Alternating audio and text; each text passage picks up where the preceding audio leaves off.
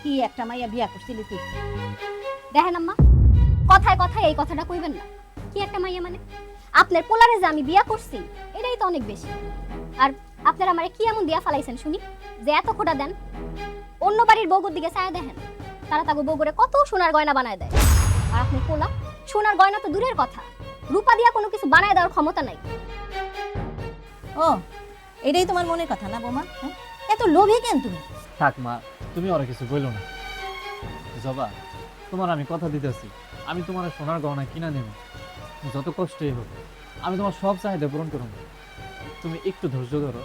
শুনো, ধৈর্য আমার ঠিকই আছে, তোমার আম্মার ধৈর্য নাই, তারে ধৈর্য ধরতে কও। আর তুমি আমার ফোন আমারে দিয়ে দাও। তোমার ফোন দেওয়া যাবে না, যখন দরকার পড়বে তখন আমি নিজেই দেবো, তার আগে না। হ্যাঁ, ভাইজান ঠিকই বলছি। এই শারমিন, তোমার কি কোনো কাম নাই? সকাল সকাল এই বাড়িতে এসে পড়ে থাকো। চাচার বাড়ি দেখা কি সারাদিন এখানে ঘুরঘুর করতে হইব?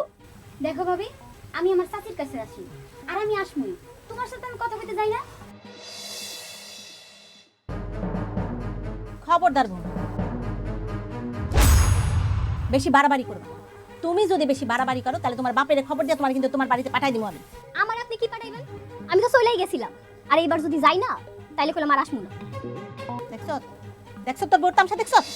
আমি আবুল গরিব হতে পারি, চা বেচে সংসার চালাতে পারি, কিন্তু তারপরে কিন্তু আমার একটা মান সম্মান আছে।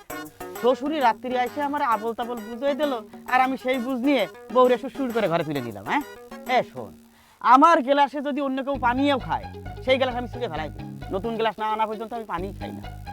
আর বউ বুঝিয়ে দিল আরেকজনকে। তোরা কি করতি ক? শোন, ফরিদের বউ, ফরিদের সংসার, এত কিছু আমাকে মাথা কামাই কোনো লাভ আছে? ও যা ভালো মনে করছে ও তাই করছে, এত কিছু নিয়ে আমাকে মাথা কামাই লাভ নাই। এই তো ঘরে চলে আসছে। একটু চা দেবো বাবুল ভাই। কি রে, তোর মন খারাপ কি জন্য? বউ তো কালকে রাত্রি চলে আসছে, মন তো তোর ফুরফুরে থাকার কথা ছিল। না আসলে চাকরিটা চলে গেছে তো, তাই কিছু ভালো লাগতেছে না। চাকরি চলে গেছে মানে? চাকরি আবার কার সাথে গেল? মানে মানে তুই তো করলি যে তুই ছুটিতে আইছিস।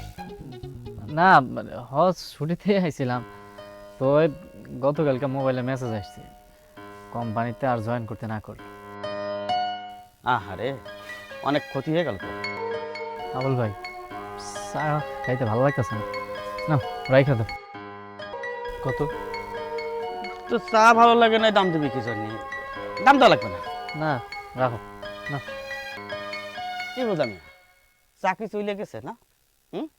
চাকরি চলে যায়নি, চাকরি বাদ দিয়ে দিচ্ছে বউ পাহারা দেওয়ার জন্য।